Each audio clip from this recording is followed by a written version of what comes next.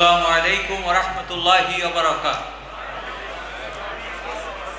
আজকের এই মহাসমাবেশের সম্মানিত সভাপতি, মহানগরী জামাতের আমির, সাবেক সংসদ সদস্য মজলুম জননেতা শাহজাহান চৌধুরী, মঞ্চে উপবিষ্ট প্রধান অতিথি বাংলাদেশ জামাত ইসলামীর কেন্দ্রীয় অ্যাসিস্ট্যান্ট সেক্রেটারি জেনারেল চট্টগ্রাম অঞ্চলের পরিচালক জনাব মোহাম্মদ শাহজাহান, মঞ্চে উপবিষ্ট নেতৃবৃন্দ, সুধী মণ্ডলী এবং আজকের উপস্থিতি, আপনাদের সবাইকে পুনর্বার শুভেচ্ছা জানিয়ে আমি আমার কথা শুরু করছি।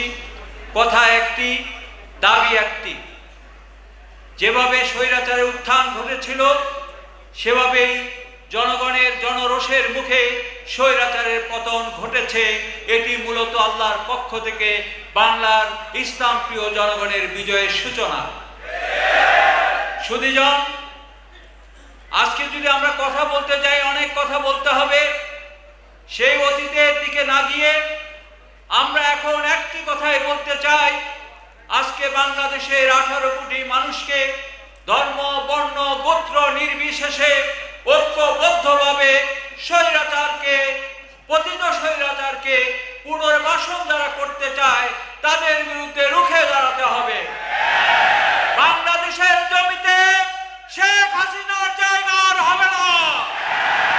বাংলাদেশের জমিতে আওয়ামী লীগের রাজনীতি আর চলবে না। যেভাবে ছাত্রলীগ নিষিদ্ধ হয়েছে, সেভাবে যুবলীগ নিষিদ্ধ হবে।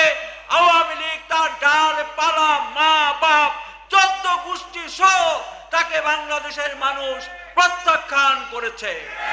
তাকে আর ফিরিয়ে নেওয়া হবে না।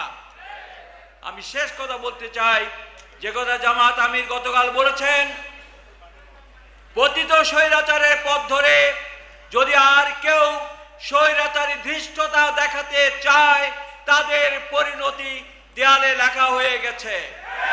যেভাবে শেখ হাসিনার পতন হয়েছে, তাদের পতন আরো কঠিন ভাবে হবে ইনশাআল্লাহ।